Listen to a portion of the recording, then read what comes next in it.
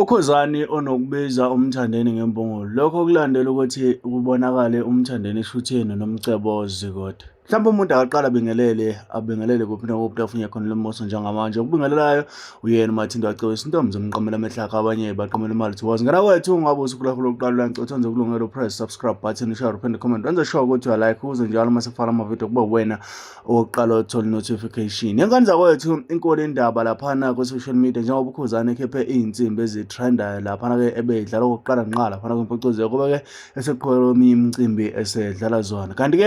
Kanti kulandela ukuthi bekade utrenda igcwama elisha lishuthe naye ke uNomgca. Abantu abaningi bakhuluma bathi hey soke sizwe ukuthi kulokhu kuzothiwani ngoba engathi uNomgca akekho laphana ngaphansi kwekhampani kaMzala. Umzala ke uBig Zulu umzala wakhe uKhuzani umfwanene. Yengane zawethu Khuzani wasekhipha iposter laphana ethi imbongolo incela igazi labantu. Kwasolakala ukuthi engathi usho kulona igcwama elisha. Abantu abaningi bayifunda kwezabo ukuthi hey ngathi kusho kulona igcwama elisha baphendula ngendlela abaphendula ngayo. Njengamanje uBhezi uyaqhubeka ukuthi ke angeke zijabule imbongolo mangabe zibona lamavidiyo noma kuthiwa gcanga uDuba uTikTok.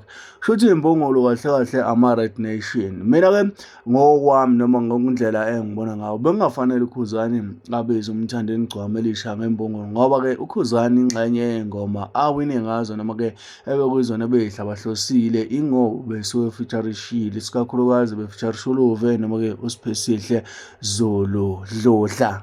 Kanza kwethu lapha khona ke uSiphesihle othe uhoxa kancane emva kokuba lokho kulandela ukuthi egana noma kusabalala izindaba ezithi engathi izinto zihamba kahle emendweni kwase kuphoqa ukuthi kufanele ahoxise ngapha ngasemculweni. So uKhuzani akakwazi ukuthi abize igcwama elisha ngembongolo njengoba ke since ehoxise ngale kuSiphesihle Zulu izinto azibange zisahamba kahle noma ke abantu ababange besamthakasela ngendlela bebemthakasela ngayo ekuqaleni. Kanza kwethu ngiyafisa ukuthi noma sithi siqhubeka sidinga indaba lolu daba kodwa ngizuvo lwakho mayelana nalolu daba kwi-comment section la ukuthi ngempela wena uthini mayelana nalolu daba ngoba ke uKhuzani since kwathi ukuhoxa uSiphesihle Zulu cha angikhumbuli akuphindanga nje izinto ukuthi zihamba ngendlela ekuyiyona kodwa ayishise ikhothe esihamba noSiphesihle Zulu laphana besasho umuntu onengane hey zazisho ikhotha futhi laphana wawubhincela nganxanye ngempela. Okay, njengamanje ubize igcwama elisha ngembongolo ngaliphi noma ke naye kwakufanele abizwe ngembongolo ngalesa sikhathi hamba noSiphesihle Zulu ngoba phela uKhuzani ubethi umeshaya abantu bese kuthiwa hayi ingoba efeaturisha uSiphesihle Zulu yabo noma ingoba kufeaturisha uLuve. Manje ungani igcwama elisha mawuthi khona into eselikhipha noma eliveze bese kuthiwa hayi selimbongolo lona lincela amagazi abantu.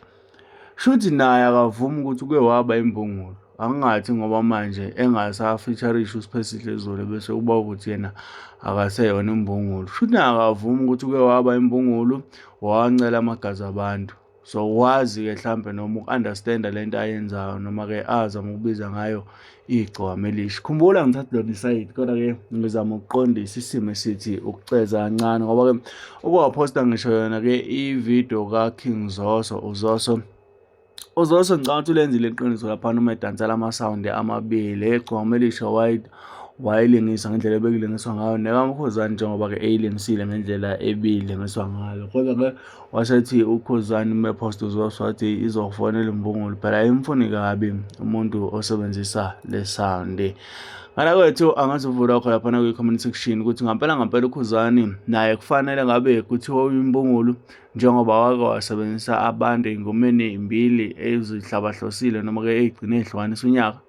Kufanele abizwe ngembongolo noma ke ku-right mangabe ethi igcwama elisha liyimbongolo kodwa yena angakaze abizwe ngembongolo. Angizuvula khona lapha kwi-comment section ukuthi ngempela kuthini ukuphawula kwakho ngalolu daba. Mina ngibambe kwividiyo elandelayo ungakhohlwa ukusubscribe share phinde comment wenze sure ukuthi uyalike ukuze njalo mase kufana amavidiyo kube wena uqala uthola notification. Ngiyabonga top.